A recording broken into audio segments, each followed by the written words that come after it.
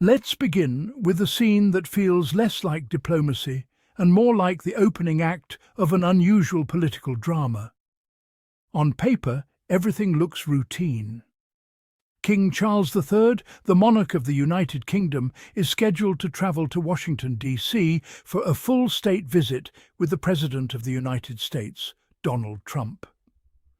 Normally, visits like this are carefully choreographed diplomatic spectacles, polished speeches, elegant state dinners, perfectly timed handshakes, and the familiar language about the special relationship between Britain and America. But then reality steps in and complicates the script. Donald Trump publicly mocked King Charles, suggesting that the British monarch is no Winston Churchill. And just like that, what should have been a routine diplomatic engagement suddenly becomes something much more awkward.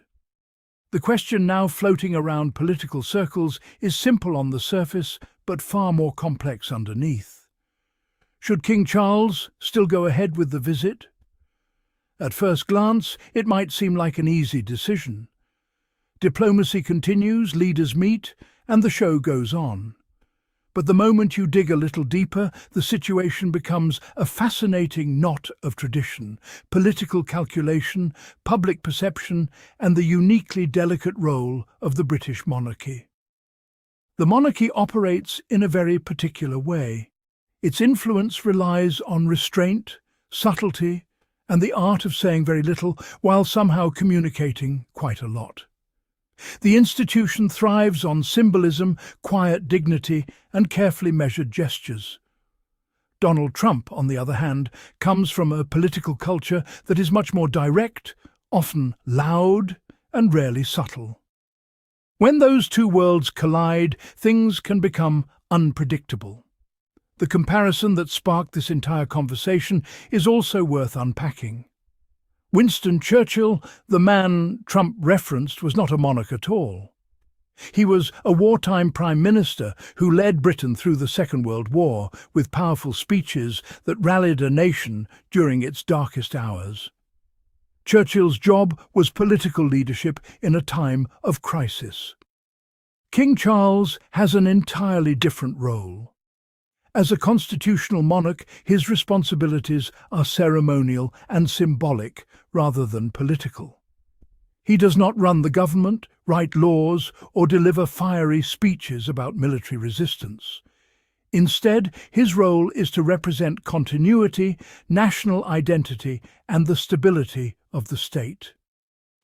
Expecting a monarch to resemble Churchill is a bit like criticizing a lighthouse for not behaving like a speedboat. They serve completely different purposes. But the real issue here is not historical comparisons. It's respect. In diplomacy, tone often matters just as much as policy. Offhand remarks from powerful leaders can ripple far beyond the original moment, shaping how allies interpret intentions and reliability. When one ally publicly ridicules another country's head of state, other governments quietly take note. Foreign ministries across Europe, Asia, and the Commonwealth pay close attention to these signals. They may not be directly involved, but they are constantly assessing how leaders behave, how alliances are treated, and what that behavior might mean for future cooperation. Diplomacy, in many ways, is like a ballroom dance. Everyone knows the steps, the rhythm, and the choreography. But every now and then, someone suddenly starts breakdancing in the middle of the waltz. That's more or less where we are now. So, what exactly are the options for King Charles? The first possibility, and perhaps the most humorously British one, would be a quiet royal withdrawal. Imagine the headlines. Royal flu forces King Charles to postpone state visit. Suddenly, the media would be speculating endlessly. Was it a cold? A migraine? Perhaps a doctor's advice to avoid long-distance travel. Social media would explode with memes of the king, wrapped in blankets, sipping tea, while carefully avoiding awkward diplomacy. Of course, nobody would truly believe the explanation for long, but it would provide a polite escape route, a tactful way of avoiding confrontation while preserving the monarchy's reputation for composure and grace. However, in reality, this option is highly unlikely. State visits involve staggering levels of planning. Security teams coordinate travel routes, diplomats prepare speeches and schedules, and government departments across 2 countries spend weeks organizing every detail. Cancelling at the last minute would disrupt an enormous logistical operation. It would create confusion, diplomatic headaches, and a storm of speculation in the international press. Which leads us to the second option: simply carry on. In this scenario, King Charles proceeds with the visit exactly as planned. No public reaction, no response to the insult, just calm diplomatic protocol. This approach aligns perfectly with the monarchy's traditional strategy: rise above the noise. The British monarchy has survived for centuries largely because it avoids political arguments. Its power comes from neutrality and consistency. Engaging in a public dispute with a foreign leader would risk undermining that carefully maintained position. By going ahead with the visit, King Charles would be signalling something subtle but powerful. Diplomacy is about long-term relationships, not personal remarks. The alliance between the United Kingdom and the United States extends far beyond any single leader. The 2 nations cooperate on intelligence sharing, military operations, trade, scientific research, and global diplomacy. Organizations such as GCHQ and the NSA work closely together on security matters. These systems of cooperation do not suddenly collapse because of a sharp political comment. History shows that this partnership has endured leaders with very different personalities and priorities. Presidents and prime ministers come and go, but the institutions remain. However, in the modern media landscape, appearances matter more than ever. Every handshake is photographed. Every smile is analysed. If King Charles appears to warmly greet Donald Trump, after such remarks, critics could argue that Britain is simply brushing aside the insult. That brings us to a third possibility: the subtle royal signal. If there is one thing the British monarchy has mastered, it is the art of sending messages without explicitly saying anything.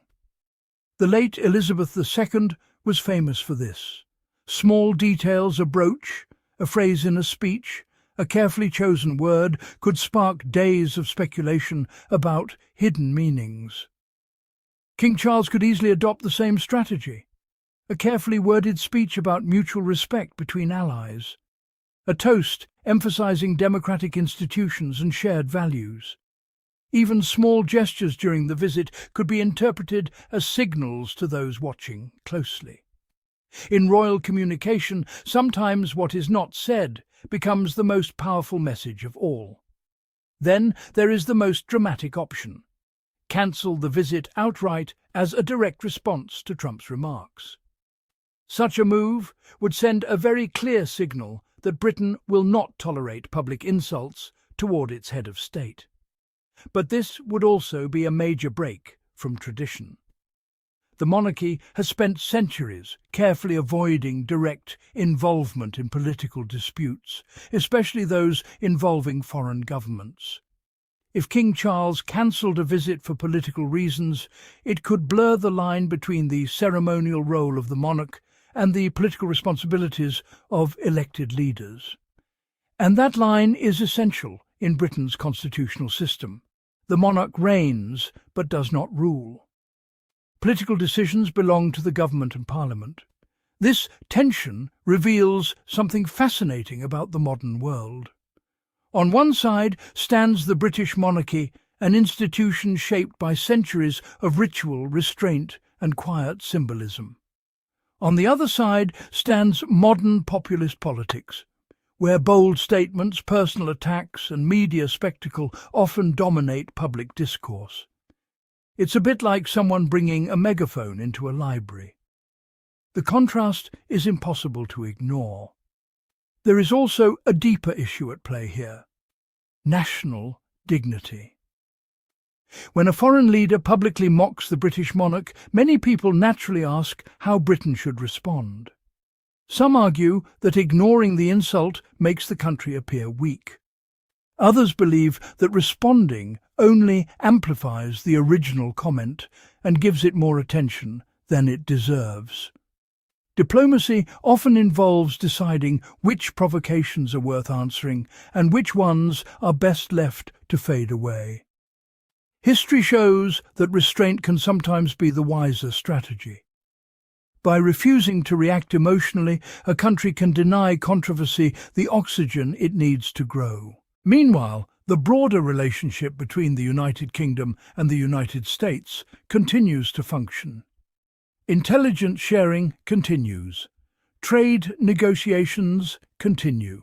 Scientific collaboration continues. The machinery of international relations is designed to keep moving, even when political storms appear on the surface. Leaders change, but institutions endure. So the ultimate decision about King Charles's visit will likely be guided not by emotion, but by careful calculation. Advisors at Buckingham Palace and within the British government will quietly weigh the consequences of every option. What response best protects the political neutrality of the monarchy? What preserves the long-term stability of the alliance? What avoids turning a momentary controversy into a lasting diplomatic conflict? Those are the questions being discussed not on television panels or social media threads, but behind closed doors where diplomacy actually happens. In many ways, this story represents a broader clash between spectacle and tradition. Modern politics often rewards dramatic gestures and bold confrontations, but institutions like the monarchy operate on a completely different timeline. A president may dominate headlines for a few years. A monarchy represents centuries of history and continuity. When your institution measures time in centuries rather than election cycles, there is far less pressure to react to every passing controversy. Sometimes the most powerful response is simply maintaining dignity while the noise fades away. And perhaps that is the most British approach of all. So whether King Charles ultimately travels to Washington or not, the bigger story here is about how ancient institutions navigate a modern world filled with personality clashes, media storms, and constant scrutiny. It's about the balance between pride and pragmatism. It's about diplomacy evolving in the 21st century. And it's about the delicate dance between tradition and modern political spectacle. Right now, that dance has become just a little bit awkward. Now, I want to hear from you. Should King Charles go ahead with the state visit to meet Donald Trump? Should he send a subtle diplomatic message while he's there? Or should the visit be cancelled altogether? Share your thoughts in the comments, because the conversation is always more interesting when you join in. And if you enjoy deep dives into royal politics, media narratives, and the evolving story around the Sussex era, make sure you subscribe to Sussex Insights so you don't miss the next episode. You can also support the channel with a super thanks, become a member, or simply share the video with others who enjoy thoughtful discussions like this. Thanks for watching, and I'll see you in the next one.